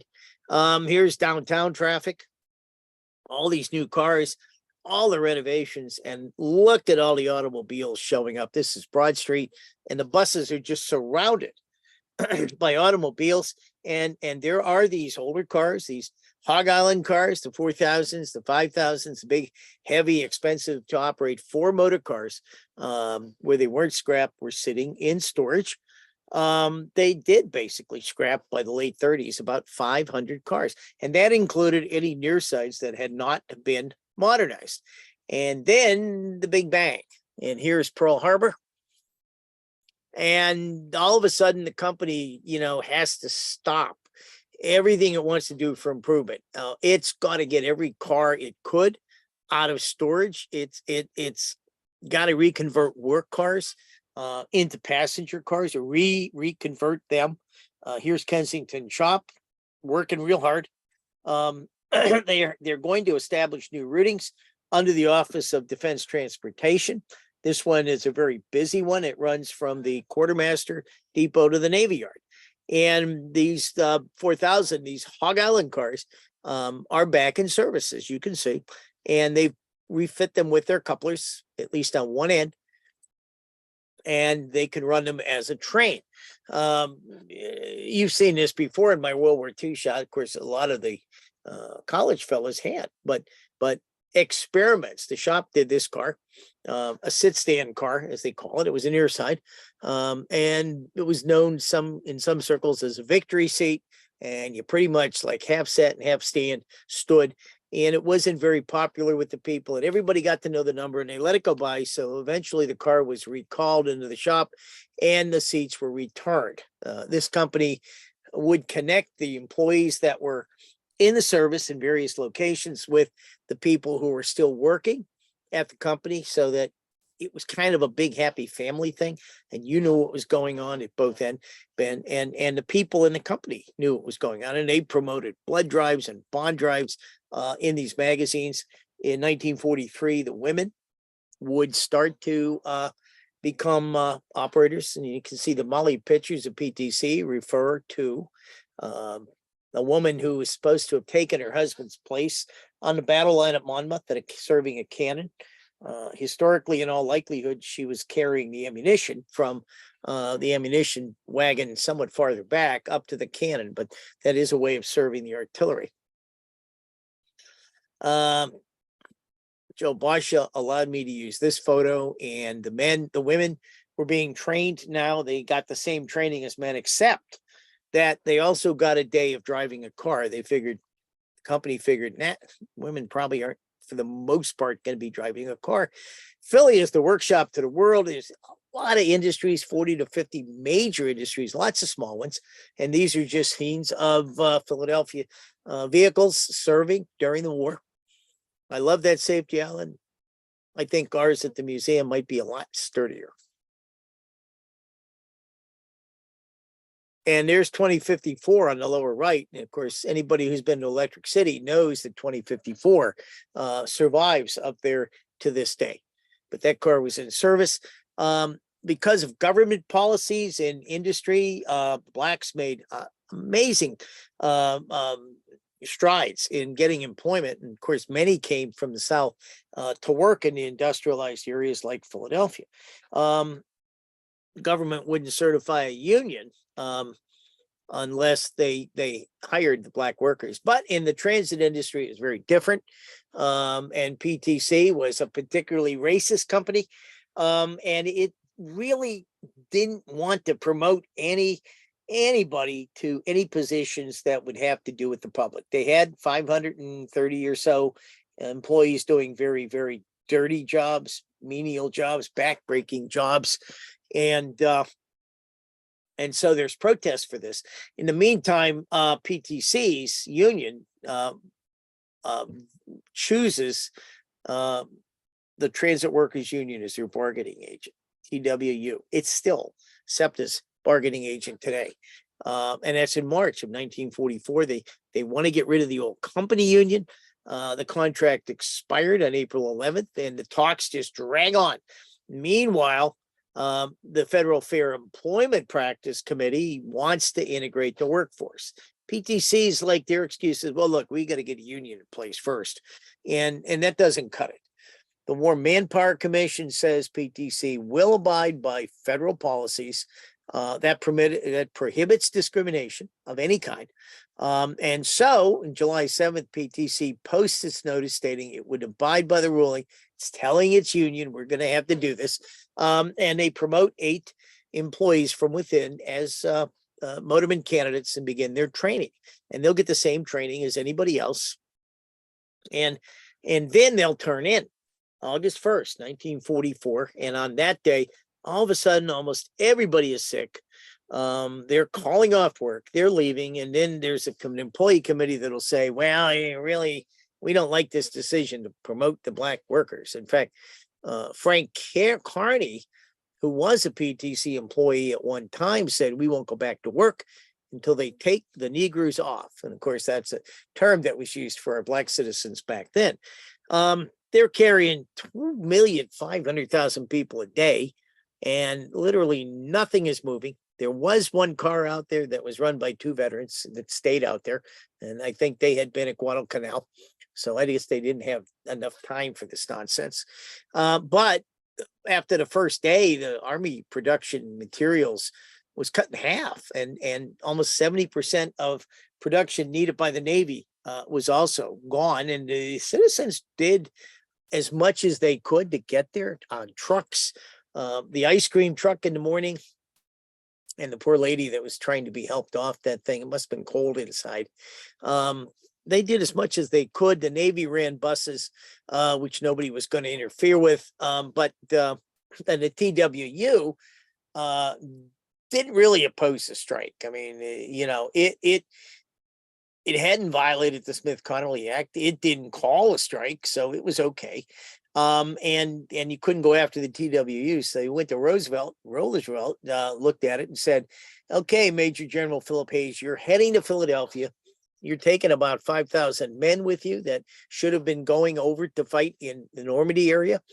And the Army seizes control of the company on a Thursday night, August 3rd. And then Hayes is negotiating, and they stay off, and it's Saturday, August 5th. And Hayes had it. He has had it. And said, you're hurting the war effort. You're going to be responsible for loss of life. And he issues a statement saying, okay, on Monday, you don't come back to work. You're losing your job. You're going to be blacklisted by the Manpower Commission. You won't get another one. And you're also going to be, I'm going to sneeze for a second, maybe. You're going to be drafted. You're going to do your basic in California, and you are going to the Pacific. And he did have the power to do all that. And here's his 5,000 men, setting up gun positions at all the Union and Union headquarters, depots. The headquarters was at Luzerne. They're going to ride the cars. They are equipped with guns. They have their bayonets fixed in many cases, and they're out there, and the people love it. There had been some minor rioting in areas of the city over this issue. Rioting certainly in other cities over the similar issues. So now the troops are here, nothing bad could happen. And I love that's, with that happened today, with that picture being in the newspaper today, he's going to help his soldiers guard the trolley. Or this lady who's passing out lunches, homemade lunches, to a guy that's got a cigarette in his mouth. But 2 or 3 men on each car would run, so a strike was over, and people came back, and the Army would stay there for 6 weeks. They would hold on to that company for 6 weeks before they left. Okay, the PTC developed a plan to reintegrate their returning veterans back into the company. And they would gradually get rid of all the routes that the ODT, the Office of Defense Transportation, had ordered run. And here is actually this picture is 1944, but it could have been 46 too. Look at all the automobiles surrounding the PCC. So you wouldn't even know that in the early parts of the war, gas rationing was here, and 35-mile-an-hour speed limit was in effect. And now the auto production that had been curtailed in early 42, and now it's back. So you have 2 things happening here. The newer autos were coming online, and veterans were coming back and going in the garage and then relicensing their older cars. So you see a mix of older and new here. Horses are still out there on the city streets. This is 1947 on Baltimore Avenue. We think this might be 52nd Street, a very busy street that the 70 ran on. And look at the newer cars now, the 1948, 49 types of cars with all the streamlining. They're here. And of course, the end of the war means that we could go on strike. And there had been wage freezes. And now there's a strike, and in 1946 at PDRT, and the wives come out there too. And I think some of you have seen this picture. And over there, first time our husbands are right. The city, the city is bustling again. The company is really confident we have a ridership increase. Maybe we can keep it. They order the 2700s, another 100 cars, and then they drag in a bunch of cars from St. Louis and from Kansas City. These are secondhand cars. Very few secondhand cars ever went to Philadelphia. Now, here's the auto industry retooling, and the company develops in 1952 a plan to replace a large majority of its streetcar lines. Literally everything will be trackless trolleys or buses, and some of the routes won't even be there. So they're starting already in 1948 to get rid of equipment, to busify routes. There's 73, which is Bridge Street. That line's going to be bus. It'll be extended down and cover part of Route 15. That had been, I think, stopped when the bridge over Tacony Creek was rebuilt. Here's a Route 75 car. Northeast Philadelphia. That route's going to go very early. The line at 37 in Chester is going to be cut back because of fire on a bridge over Crum Creek. And here are just some scenes of what it was like. The Bernies, they're running still 5 Bernies. They had originally about 30. This down in Darby, and in 1948, the Bernies will be replaced on Route 62, but this mile-long line will continue to operate until the 70s, I think. Now, for whatever reason, the Pennsylvania Supreme Court had determined the value of PTC, and it was $75 million. And boy, that attracts the attention of National City. National City had begun as Rex Finance in 1928. It incorporated as NCL in 1936 to get capital, and it began buying out small and mid-sized transit operations, including, of course, streetcar operations. not the big ones. So they would grab big ones like Baltimore and St. Louis after the war. And they began purchasing PTC stock 54, and it took them just a year, to acquire enough of that stock for controlling interest. They're going to buy 1,000 buses from GM, and in 31 months, they will replace 35 trolley lines. Anything that didn't have a PCC was gone. And here it made its money. It sold the surplus property that streetcars needed, that they didn't need elsewhere, like loops. They certainly cut employment. They were hardball players in labor negotiations.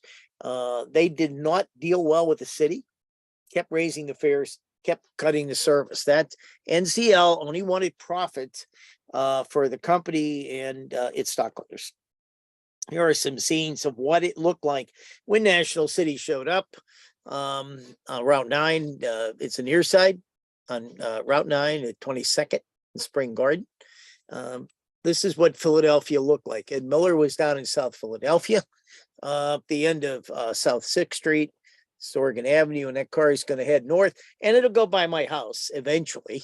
But this was 1947 and a post-war trip that Ed took.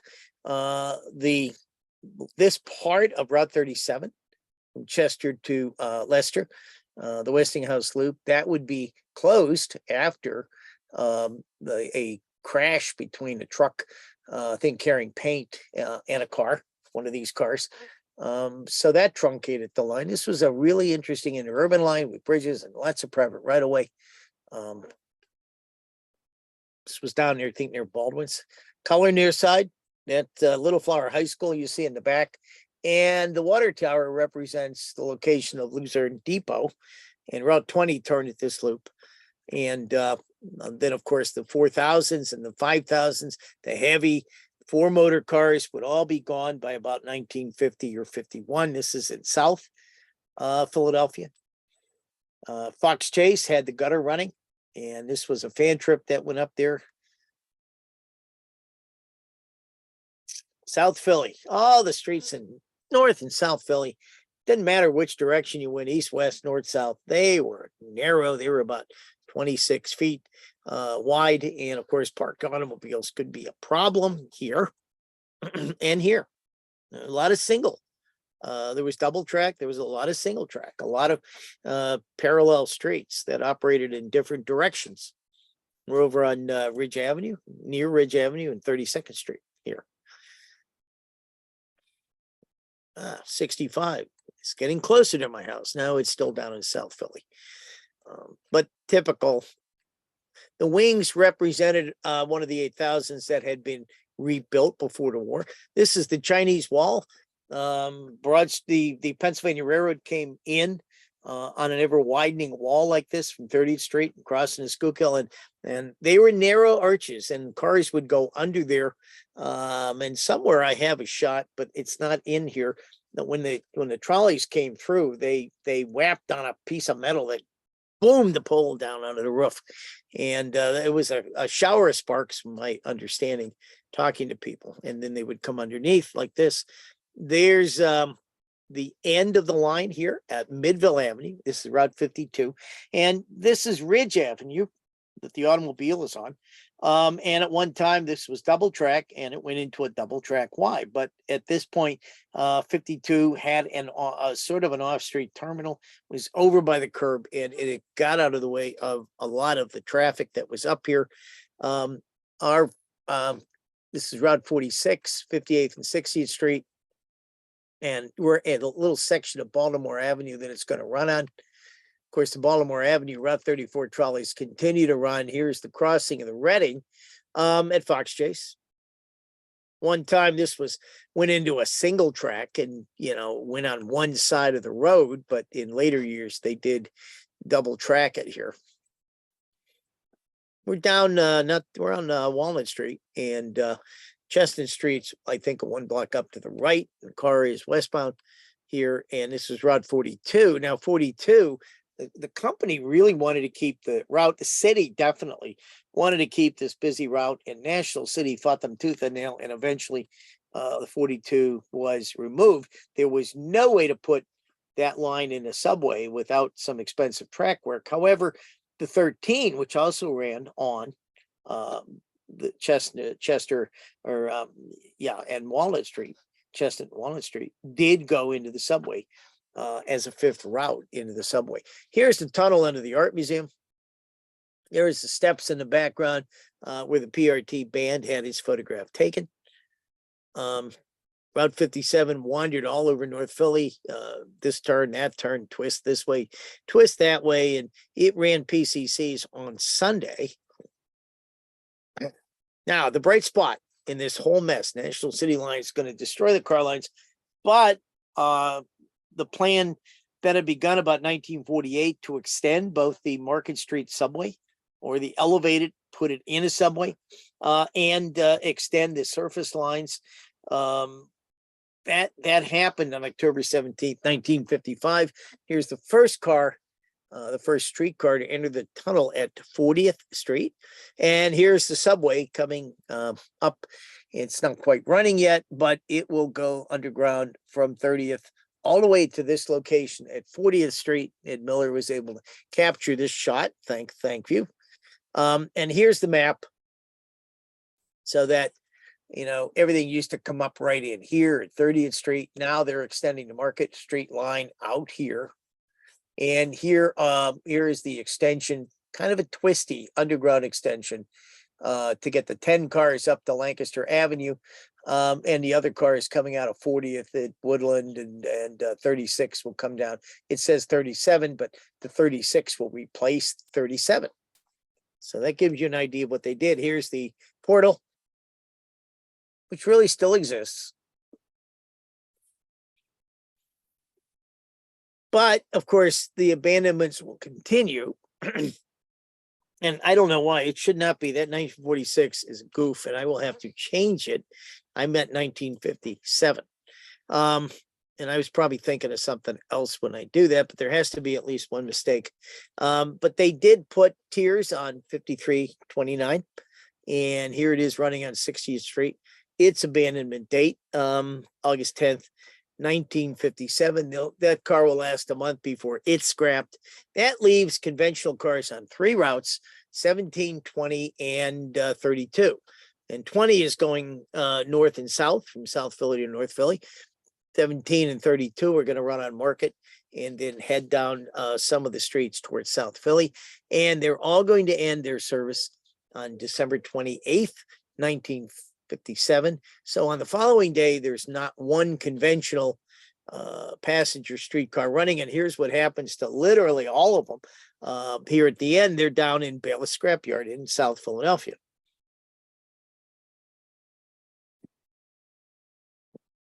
PCCs are going as well. National City don't really like these things. They're only going to keep the minimum to run. So here are all the old 1938 PCCs.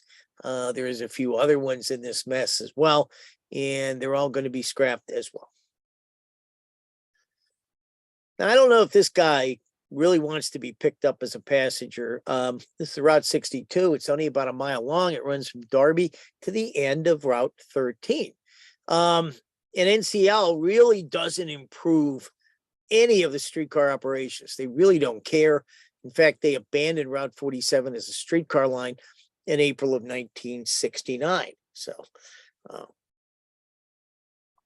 but, thank God, SEPTA is created by the legislature. And it's originally created, I believe, to operate the rail lines and to find a funding mechanism to keep the commuter rail lines of the Reading and Pennsylvania Railroad open. But they start talking about purchasing all of the other operations. And SEPTA is bought in September 1968 for $65 million. NCL is fighting this tooth and nail, of course.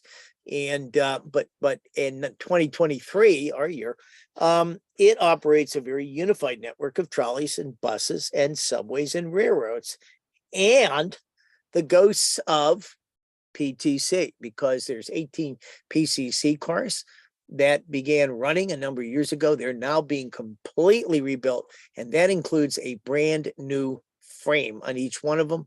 And they are planned to operate with currently the 43-year-old Kawasaki fleet. And then they will probably continue to run on Troy Avenue when the newer operations are coming. The newer cars will show up at some point. Here's one I took. Was very happy. Finally, I waited here a long time. Finally, no traffic. And I was able to get this wonderful shot. And of course, people don't realize it if you're not a trolley buff, but we have Philadelphia cars running it. Here's our 5326 and our 2711, and some point, I hope 8042. I'll be able to run that. 8534, of course, is on display up at the Electric City Trolley Museum in Scranton. There's a privately owned 8000 in the Reading area. And then all of the PCCs have been scattered all over. They're in the trolley graveyard. Individuals own them. Other trolley museums own them. And of course, if you want to see them in service, you can go to San Francisco on Market Street and over to Kenosha. There's at least one of them over in Kenosha. So that's the end of this very long show. And you can now tell me that I'm wrong here and I'm wrong there. Or you could ask questions. And it's been very wonderful to have all you here. And thank you very much. Wonderful. Thank you, George. I invite everybody to turn on their cameras now. If you can't, just let me know, and I will come along and turn those on for you if you'd like. And before we get into comments and questions, I do want to let everybody know what's coming up here at the museum. Of course, Santa Trolley tickets are on sale now. That starts the day after Thanksgiving. So we'll have 4 weekends of Santa stuff here at the museum. It'll be very interesting this year, based out of our new building that is open now, if you missed the beginning of this presentation. And then our last program of the year will be the Hoosier Heartland Trolley Company. They are a group based out of Indiana, and they're going to do a presentation about how their group got started, how they've rescued some streetcars, and how they're growing, and what they've got going on moving forward. And then, of course, next year, if I haven't mentioned it before, we are going to have year-round museum hours. So we won't be closed January, February, March like we have been in the past. It'll be, we'll see what the weather's like on whether we can actually run cars or not. So that'll come, we'll figure that out as we go. And then the museum's 70th anniversary, the 70th anniversary of the first 3 cars coming to the museum will be February 7th. So stay tuned for information about that, a potentially virtual and in-person combined Trolleyology for that. And then George will be back actually, and February 20th, he'll be doing a Beaver Valley traction program. Okay, so thank you all again for joining us today, especially those of you who donated. We really, really appreciate that. If you haven't made a donation, or if you want to wait to make a year-end donation, you can do that at patrolley.org/support or during your registration for the next program. Let me make it so you guys can unmute here. George, thank you so much. That was an awesome, comprehensive show. I loved all the cultural tidbits in there, like the cemetery cars and the PRT or the air service. Fascinating stuff. Well, anybody's allowed to tell me what I need to correct. Well, maybe we won't. Maybe you can send an email. We don't want to spend the whole Q&A session doing that. That's fine too. Okay, allow participants to unmute themselves. So you guys should be able to unmute yourselves. Let me know if you can't. All right, lots of nice comments coming in. If you'd like to make a comment, go ahead. Everyone has learned so much. They're just speechless. Kristen, I want to thank you for organizing this. George, thank you for a great presentation. You're welcome. And I toured the new visitor center a week ago Wednesday. It is fabulous, and if you don't get your rear end there to see it, you know, you're really missing something. Yeah, and maybe a good time will be next year during the West Penn Trolley Meet, which will be June 7th, 8th, with the optional excursion on June 9th. So mark your calendars. We'll put that info on our website very shortly here, but June 7th and 8th, which is a Friday, Saturday, of 2024. And we'll put some room block information up on our website, as well as potentially combining with another trolley meet. So stay tuned. Hey, Kristen, Yes. just to let you know, because I looked at your title, I actually do have a program devoted solely to the subway surface. Okay. Yeah. So there's we can do that. probably the continuation of this could be that. Yeah. I think that's the one where you have the picture of the guy who drove into the tunnels, right? There were several, but yeah, Several of those. yes, yes. I see Ray nodding. All right. Any comments or questions for George? So George, this is Bob Newhauser, ERA president. I want to again compliment Kristen for putting on such a fine set of program. And George, this is my second time seeing this program, and each time I learned something new, and look forward to welcoming you on April 19th when you're presenting it to our group. Well, I'm looking forward to that. You're on my schedule already. Yeah, this is too many programs focus on rolling stock and rolling stock parts. You're giving a comprehensive urban history, and there's a few presenters, but not many. David Wilson, Kristen, he does a wonderful, he's a great presenter. You may want to get him sometime. He's done a two-part history of New York, New Jersey, Trans-Hudson, and he's going to do a Chicago 101. And he's sort of similar to George. He's an urban planner by background. And again, he weaves the traction history with the urban history, just like George does. But George, outstanding. Second time around. Thank you. George, George Ray Lonabite. I used to travel. I used to ride the subway all the time. I used to work at Wanamaker's after downtown after school. But I do remember years after that, I was working at McGee Memorial Hospital, and we were on the 36 PCC car, air car, and we were under the Santa River when the operator's foot slipped off the dead man. No. And the car, well, we all went to the seat in front of us. He went up against the windshield, and we got up to 22nd Street. They took him out in an ambulance. I'll never forget that, because you know the posts go by you real fast. Next thing you know, boom, they just stopped. So I always remember that experience. I always worry when I'm running a PCC. Will that happen? Well, it happened with it. I'll tell you what, if it's an air car, it stops pretty fast. Mm. Found that out. But many rides in the subway, especially when it snowed, and oh my God, you'd be there forever trying to get out. Yeah, there's just so much you can talk about with Philadelphia. I mean, we've had many Philadelphia presentations, and like there's still more. Let's see, other comments or questions for George? Ella especially. I want meetings again. Questions or comments for George? Okay. And George, I know you always want to see the chat after. Yeah, if you would send that, if you Yeah. could do that, I would love to look at that. Thank you. Yeah, I'll send you a link to that. All right. Well, again, you can always visit our website, patrolley.org, if you'd like to learn about what's coming up at the museum or read more about our collection, including the Philadelphia cars. And I want to thank everybody again for coming tonight. And thank you to those of you who donated. Please come see us at our new building. If not this year, definitely next year during the West Penn Trolley Meet. I hope everybody has a wonderful rest of their evening. Thank you again, George. Thanks again, everybody. Have a great night. Everybody have a great Thanksgiving and a good Christmas. Great. Bye-bye. Bye.